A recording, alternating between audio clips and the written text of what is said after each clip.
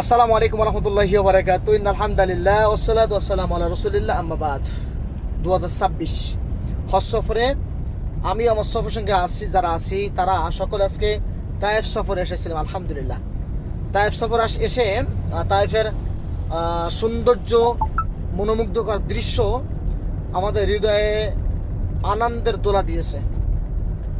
আসতে গিয়ে আমাদের সফর সঙ্গী ভাই ডক্টর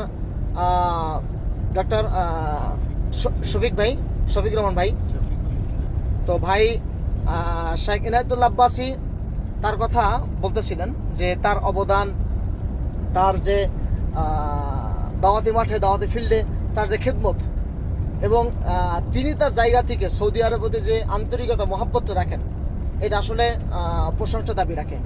বাংলাদেশের সালাফি আহলে হাদিস আলেমরা যখন সৌদি আরবের প্রতি তাদের যে আন্তরিকতা আছে, সৌদি আরবের প্রতি তাদের যে বলা যেতে পারে ভালোবাসাটা আছে, তাওহীদের দেশ হিসাবে, সেই দিক থেকে অন্যান্য পন্থীর, অন্যান্য মাযহাবী আলেমরা একেবারে ব্যতিক্রম। সেক্ষেত্রে আমরা দেখেছি যে একজনই মাত্র সৌদির প্রতি তার আন্তরিকতা, মূল্যায়ন, ভালোবাসা রেখে দিয়েছে, যেটা আমাদের হৃদয়ে আনন্দ দোলা দিয়ে যাচ্ছে। তো আমরা দোয়া করি ডক্টর ইনায়েতুল্লাহ আব্বাসী হাফিজাহুল্লাহর জন্য।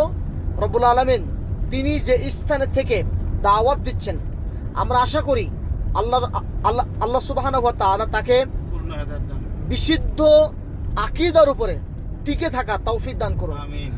তাকে বিশুদ্ধ আকীদার জন্য আল্লাহ কবুল করুন। তাকে বিশুদ্ধ আকীদার একজন রাহবার হিসেবে কবুল করুন। বাতিল আকীদা থেকে দূরীভূত করে সালাফি আকীদার উপরে নিজেকে চলাফেরা তৌফিক দান করুন। আমিন।